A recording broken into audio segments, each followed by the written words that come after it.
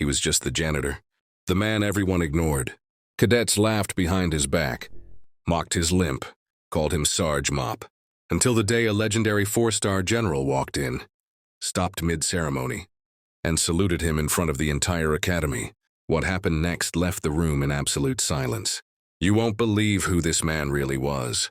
If you're watching, comment "Respect is earned" and tell me where you're watching from. Your comment helps us keep these incredible stories alive. Welcome to TNM Incredible Story. Let's uncover what really happened. The morning mist drifted softly over the immaculate lawns of Riverside Military Academy. Located on the banks of the Potomac River in Virginia, the academy stood tall and proud. Its marble pillars and towering spires glistened under the soft dawn light. Inside, the air crackled with the sharp confidence of youth. Cadets hustled through grand hallways, their boots striking polished floors like drumbeats of ambition. Uniforms were spotless. Salutes were crisp. Voices barked out orders with authority that had not yet been earned. They walked past the bronze busts of war heroes. They read the mottos engraved in stone, but most never stopped to truly understand them. And yet, as the cadets stretched and prepared for the first bugle call, someone else had already begun his day, a figure barely noticed by the future defenders of the nation.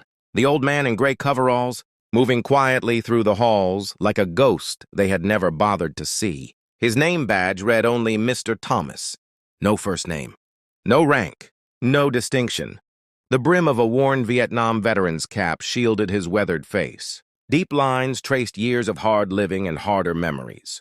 A slight limp slowed his step.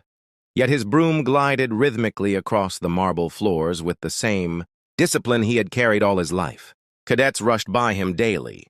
Some whispered. Some laughed. Some didn't even see him at all. Is he even supposed to be here? I bet he sleeps in his truck. Maybe he wandered in from the VA hospital. They called him Sarge Mop. They nudged each other and chuckled behind his back. A few dared to speak loud enough for him to hear, but Mr. Thomas never flinched, never responded. He bent, swept, and moved on, as if their voices were nothing but distant echoes. They mistook his silence for weakness. They thought his stillness meant shame, but they did not know. They could not know. Mr. Thomas had learned long ago that silence can speak louder than words. That respect cannot be demanded with titles or medals. It must be earned, and often it is earned in the shadows when no one is watching. And so, the Invisible Man continued his quiet march through the heart of Riverside Military Academy, pushing his mop past students too proud to see the quiet hero among them, day after day, night after night, without complaint. Because Mr. Thomas knew something they had yet to learn. True leadership doesn't always wear shiny boots, and courage is not measured by rank, but by the weight of the sacrifices you carry in silence. The week leading up to the Heroes of Service Symposium brought a restless energy to Riverside Military Academy. Cadets walked a little taller. Uniforms were checked and rechecked. Shoes were polished until they reflected the ceiling lights like glass. Nerves were high. Pride was higher. The academy's halls seemed almost to pulse with youthful confidence. And arrogance. It was during breakfast in the cavernous mess hall when the storm broke. The old man was making his usual rounds, broom in hand, gray coveralls faded by years of labor, moving slowly along the polished floor. Quiet, invisible. Second-year cadet Landon Price leaned casually in his chair, watching the old man approach.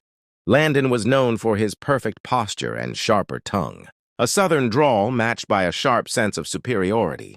As Mr. Thomas passed, Landon gave his tray the slightest nudge. It tumbled to the floor with a loud crash. Eggs, bacon, toast, and orange juice splattered across the tiles. "Oops," Landon called out mockingly. The word hung thick in the air. "Looks like we've got a mess, soldier." The laughter that followed wasn't loud, but cruel enough to pierce like a blade. Mr. Thomas didn't react. No scowl, no shake of the head. He bent slowly and began to clean the mess without a word. But the small act unleashed something worse. Another cadet crumpled up his napkin and tossed it to the floor. Someone spilled a cup of coffee nearby. Another deliberately dropped a banana peel like it was part of some cheap cartoon joke. Each act designed to humiliate. Each act testing the patience of the quiet man with the broom. Yet Mr. Thomas moved with calm precision, wiping, sweeping, collecting the debris, as if the chaos around him was nothing, as if he had survived far worse storms, because he had. No one cared to ask why he limped. No one questioned why he often stood motionless at the wall of honor, gazing too long at a single black-and-white photograph, a younger version of himself, saluting in the middle of a sandstorm, frozen in time by the camera's lens. But they did not see him. Not then. Not yet. The halls of Riverside, built to honor service and sacrifice, had become blind to humility, blinded by their own polished reflections. The mocking would continue. The whispers would grow louder. And the Academy had forgotten that sometimes the most dangerous storms are silent. And sometimes the quietest man in the room has walked through the loudest battles. The morning of the Heroes of Service Symposium dawned crisp and clear. The Academy's grand assembly hall stood ready. Tall windows lined the walls, streaming golden light onto rows of chairs perfectly aligned. American flags framed the polished mahogany stage. The air itself seemed to hold its breath. Cadets filled the hall in perfect formation. Uniforms were immaculate. Medals and ribbons gleamed under the lights. Even the instructors stood a little straighter. Rumors had been swirling for weeks. A living legend, a 4-star general, would deliver the keynote address. The doors at the rear of the hall creaked open. All conversation ceased. Every head turned. General Nathaniel Royce entered. Tall, broad-shouldered. Silver streaks framed his closely cropped hair. His stride was calm, measured, but undeniable in its presence. The weight of history seemed to walk alongside him. Cadets snapped to attention. Salutes were thrown with practiced perfection. Silence blanketed the room. But General Royce did not head to the podium. He walked steadily down the center aisle, past row after row of frozen cadets and instructors.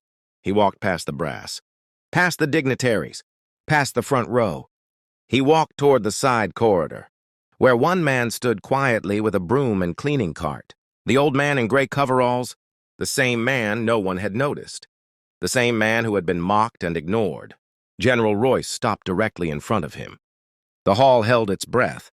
You could hear the distant ticking of the Academy clock.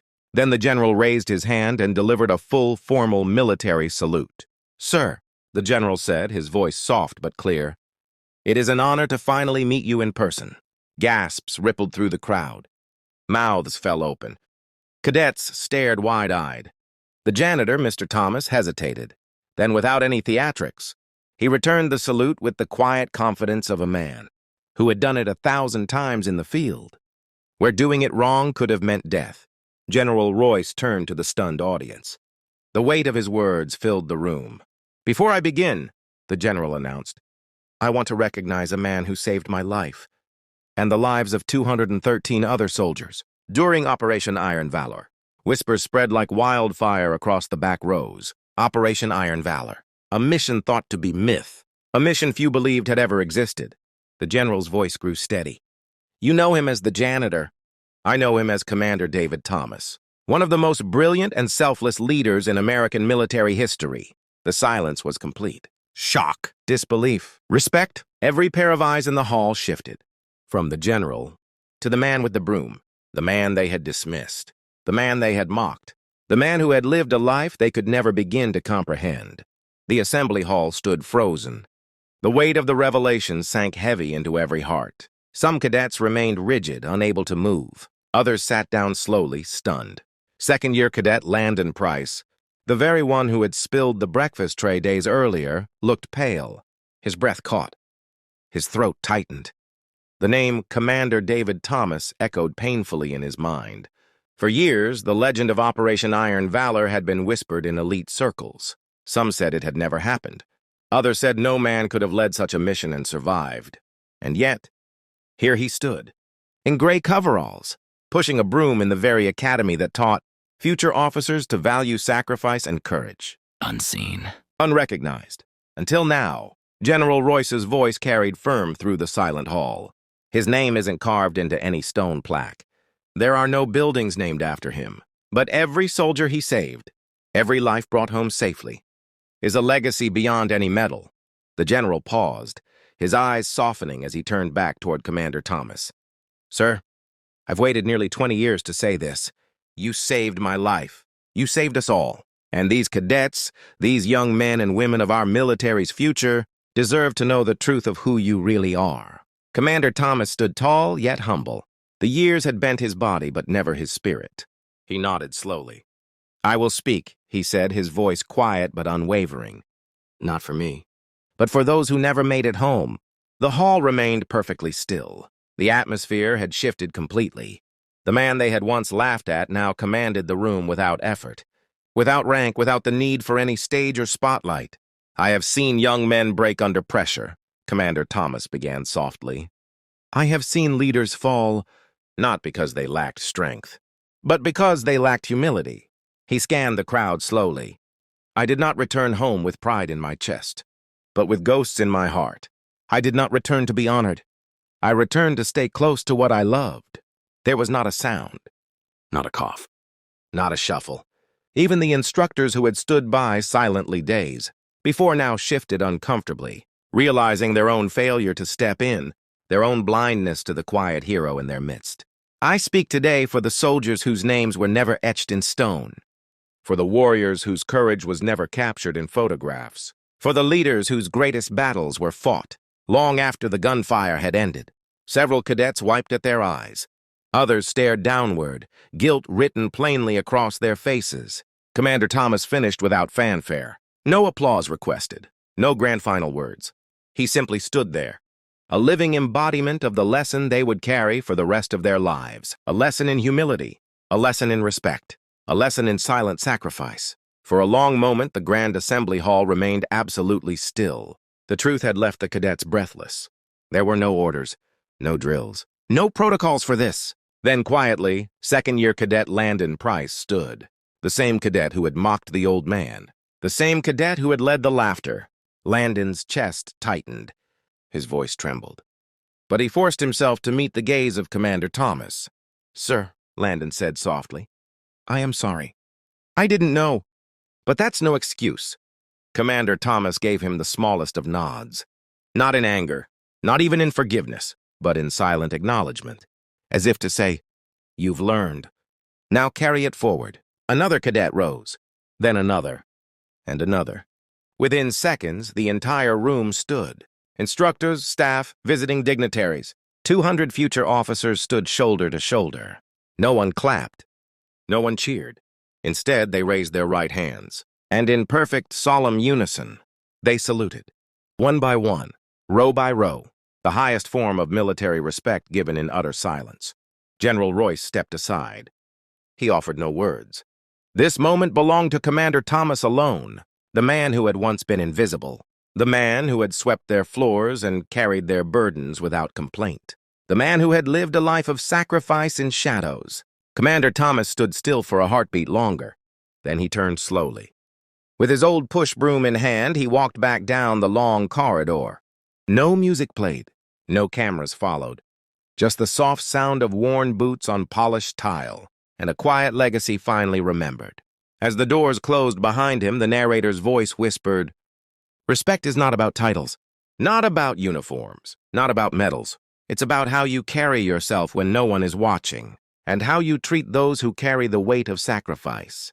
The cadets remained standing for several minutes after he was gone, not by command, but by reverence, because in that brief, unforgettable moment, they had been humbled by a true leader, a leader who never needed to remind them who he was, a leader who had shown them what true honor really meant.